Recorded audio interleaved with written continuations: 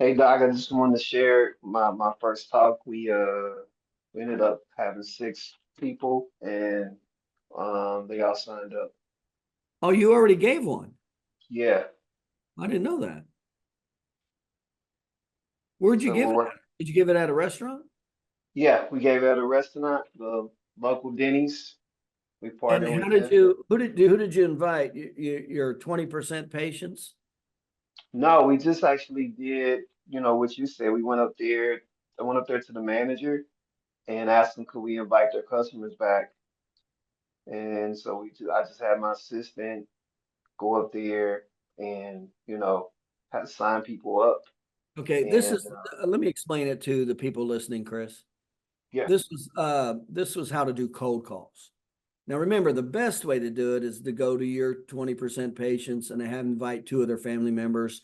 The second best way is then go to the 80% of your patients and then have them invite two of their family members. That's like the 1-2 best way to do it. Now, if you want to just do cold calls, that's what we did with Chris.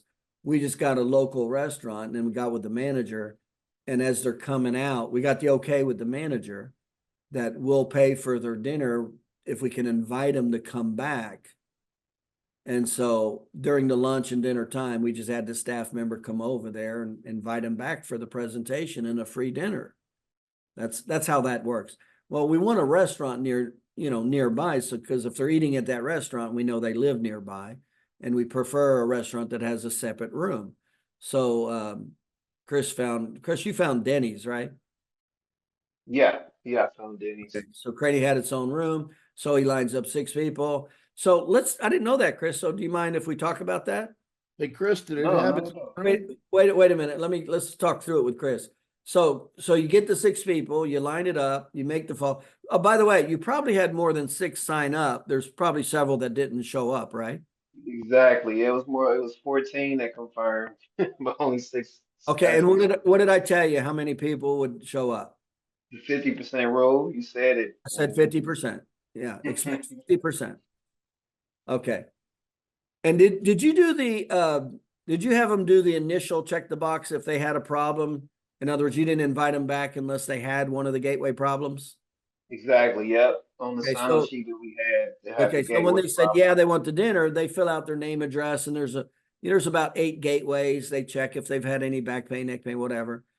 And, we don't invite them back if they're not having any problems. They check the box, they're having a problem. We're calling them and inviting them to the dinner.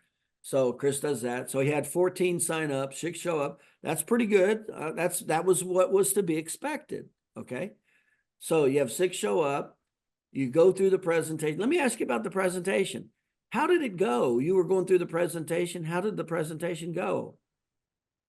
I did it, I watched their videos. I did it exactly how you said do it. And I did it a couple times in front of my staff.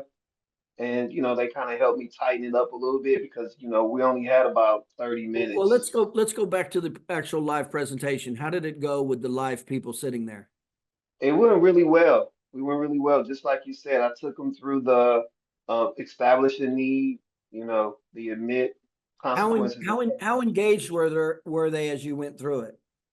I was surprised because it's my first time. They were engaged. I asked them the questions. Everybody was willing to answer.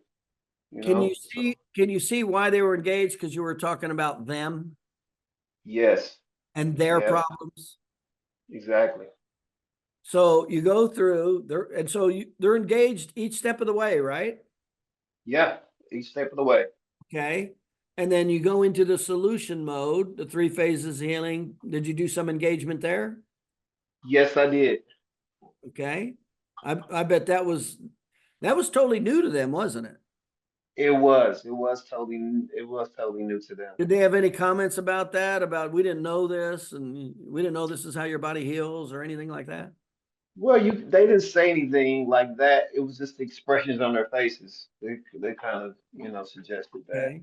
But you showed them how medicine falls short for these injuries. Exactly. They could see that. Exactly. Okay. All right. And so you finish with the solution. And what kind of offer did you give? Was it 7 point, 9 point? What kind of offer?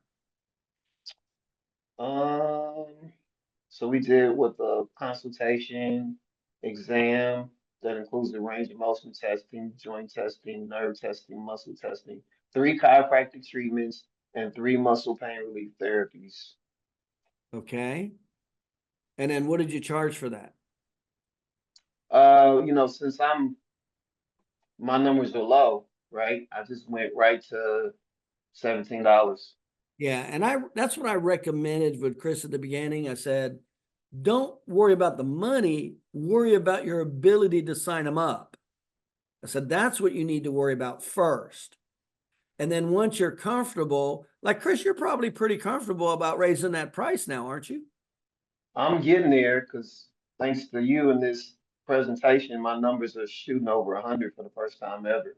Yeah, So, but I'm yeah. talking about not I'm talking about the price you offered for the offer. That's what I'm talking about.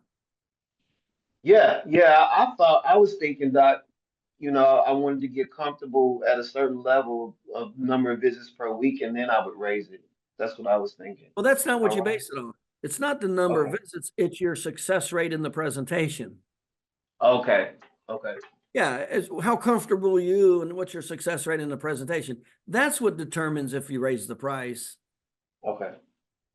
So if you're comfortable, then you would go from, like me, I'd go from 17 to 47. Okay. And I'm watching. I want more than 50% of them to sign up. Right. And then I'd go from 47 to 97. See? Right. Right. But what's it all? It's not based on your visits.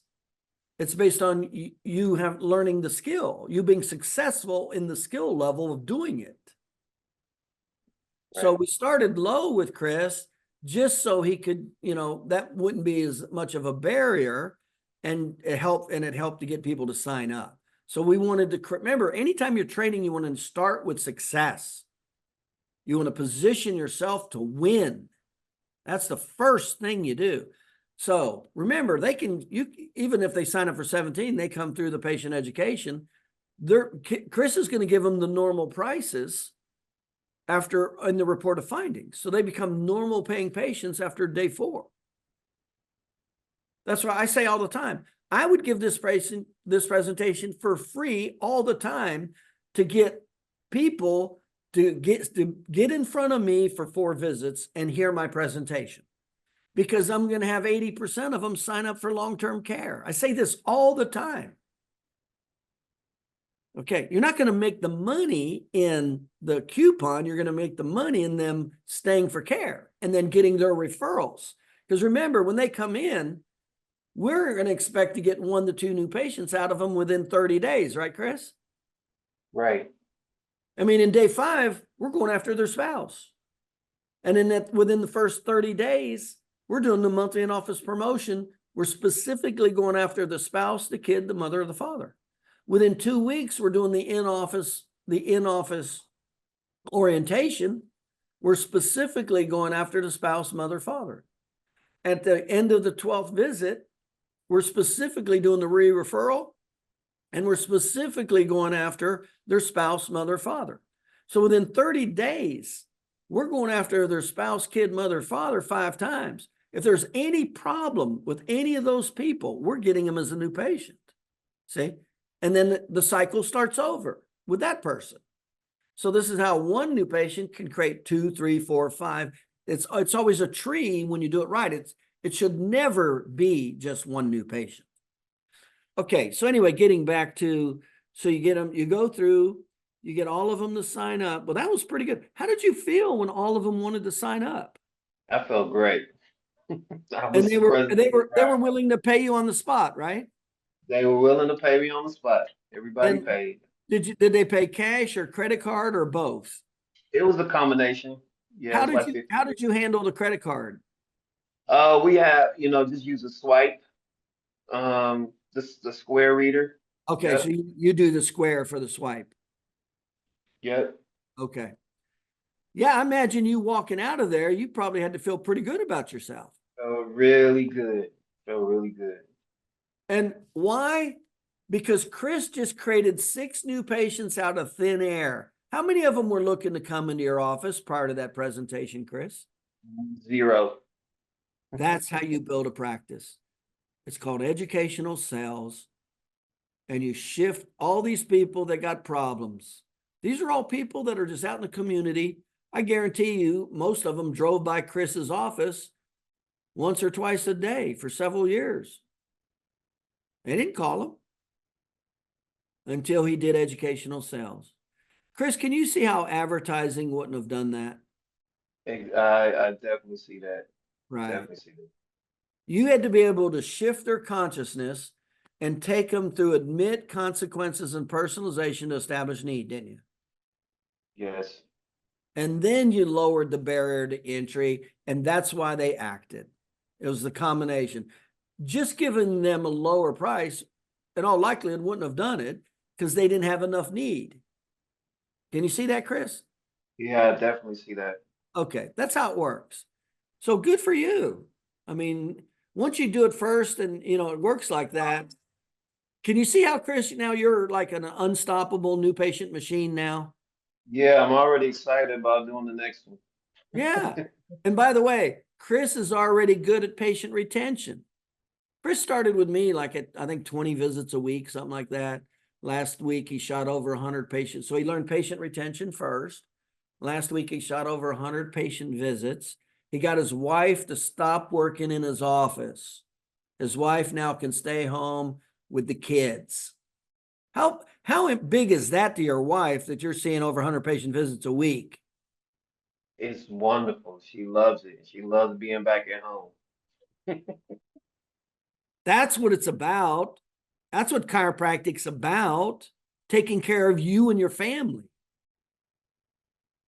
So yeah, so you're literally a new patient machine now. You know how to keep them. Now you know how to get them. It's like rinse and repeat until you can't, what's your next problem that you're going to run into with your office, Chris? You're going to need your second staff member to help process patients, right? Right. Chris is going to start going up to around 130, and then that's going to be his next problem. And we already talked about it. He's only got 3 therapy stations. He's going to have to add his 4th and 5th therapy station. That's going to be the next thing that's going to limit Chris, because he knows how to get the new patients. He knows how to keep them. So now it's all going to start coming up real fast. The next limiting factor is he's only got 3 therapy bays. People are going to be waiting. That's a practice killer. So he's got to add a 4th table. Have you done that yet? I'm still looking for the fourth table. Yeah, I'm still Okay. looking for it. And then as soon as he hits around 120, 130, he's going to need a therapy person in the back, right? Because he's going to start running his ass around. And he can't run the front person back and forth, back and forth. So then he'll hire the second person around 120, 130. He'll have the front person in to process the patients. He'll have the back to process. That will take him up to what he physically and emotionally can handle, exchanging time for money. That's usually about 180 to 220 patient visits a week. Okay. What's the next thing you do after that? Chris needs to start working on his dollar per visit. What are you going to start doing to increase your dollar per visit, Chris? I hadn't gotten there yet, so I don't know. Well, I'm walking you through it right now, Chris. So after he maximizes his time for money, the next thing you're going to pay attention to is start increasing your dollar per visit, your amount of money per unit of time. So what's the first thing you're going to do? You're going to start increasing your prices just a little bit. Just only $2 a visit. And then you'll just watch that and make sure that the same amount, more than 50% of the people are prepaying. So you take your dollar per visit up. Okay, what people are paying. Now you got all 3 phases of healing that you've recommended, and you got a nice dollar per visit with the cash patients. And then what's the next thing you do? Add personal injury. That'll increase your dollar per visit way more than the cash people. Start increasing your personal injury percentage of patients from 5% of your patients to 10% of your patients to 15%. That's through the attorney educational sales. Now, you're not going to be able to see that many more new patients. So what's the next problem you're going to have? You're going to have to learn how to hire, train, and manage associate doctors to leverage your time for money. That's when you're in total control of how much money you want to make now. You now have the ability. You're a money machine. You know how to get them, you know how to keep them. Now you're just going to need people to help process your money. That's called associate doctors. And there's a whole variation from there. There's 7 different types of business models with associate doctors. Adding personal injury takes up your dollar per visit. You can even add on your personal injury satellite office if you have attorneys who have referrals in other areas, and then take your residual income and move it into real estate 5-10-1. That's how you become wealthy. You got these steps down, Chris? Yes, sir. Now, Chris is moving slow, but he's diligent. He's diligent. He's like the turtle. He's not the hare. He's diligent as hell. He's slow, but he keeps moving forward. That's all it takes. You don't have to be the rabbit. You just got to keep moving forward. That's all it takes. And it happens a hell of a lot faster than what you think. I could not believe my net worth went over $1 million when I was 32. I could not believe it. It's going to surprise you when you follow this plan, how fast your income, number one, I couldn't believe it when I started making $500,000, $1 million a year. I couldn't believe it. And I was in my early 30s. I couldn't believe it. It happens way faster than what you will ever think. That's what chiropractic's about. All right. Anything else you'd like to add to that, Chris? I think you covered it, Doc. I think you covered it. With your help, yeah, it's going good. Yeah. You're already at the national average. I mean, man, you got it made. You already are good at patient retention. Now you know how to get new patients.